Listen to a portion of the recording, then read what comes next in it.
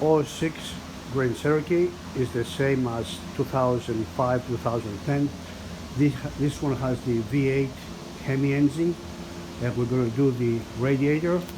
You can see it's leaking. So this is what the engine bay looks like before you start working.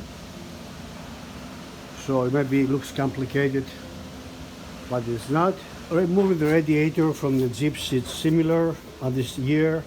The only difference is to bleed the cooling, the air out of the cooling system. This one does not have the bleeder over there like the 4.7 engine has, so it's on the side. This one's a little bit different on the bleeding system, and that's very important to do right. So just so you know, you can take out this radiator assembly with the fan, but you have to disconnect the lower two hydraulic hoses going from the power steering into the fan, because this has a hydraulic cooling fan. This rubber piece, it's a sensor wire back here. It's out. So that's what it looks right now. I remove this plastic piece. Okay, we'll remove this piece next. Remove the upper hose and go ahead and continue removing the radiator fan assembly.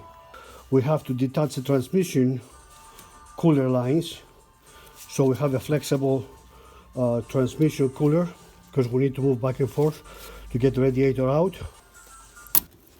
That's what it looks like. Not much fluid came out, so we're good. So now we have, like I said, flexibility to move the transmission cooler away from the radiator. Upper hose for the radiator, and put that aside. 4 10mm, 2 on each side, up and down for the fan housing. They're out. At this time we'll release some clips that the transmission lines are attached to it, so nothing attached to the fan housing. 1 on each side. So we'll leave those ones for last. Okay, with these 2 long balls out. Okay, after the radiator is out, that's it. So at this point the radiator is out. The challenge was right here to navigate the lower part of the radiator hose that sticks out through those lines, but everything is okay. Be careful not to damage this. Put a towel over it or something where you get a new one in. You don't want to scratch the cooler. And at this time we're going to get a new one in and fill with coolant and bleed the system and start the car. But this is the radiator. It's removed. Okay, the radiator is almost there, and once it gets into spot, then everything else is in place, no problems, but navigate through the lines is a little difficult. Simply. Okay, so you can see now it's where it's supposed to be, in here. Okay, the other side is sitting as well. Everything is good, that's where the hose go. Okay, so it sits good in here. Below 10mm bolt for the fan housing. And push this back. Okay, all the lines are hooked up. The upper radiator hose is in. The radiator support is in. Tight all the bolts. So we put the air intake on. We fill the coolant to the radiator and the tank. Okay, from inside the car, we turn the heating controls to maximum. We are halfway there. The heating comes out of the vent, and we're going to wait till about a little bit in the middle to the left, and we can hear the fan going as well.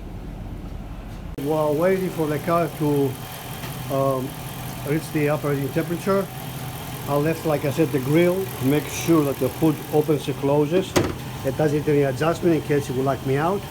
So I will press it, it closes. Now we're going to try to open. Worked out very good, so the hood works.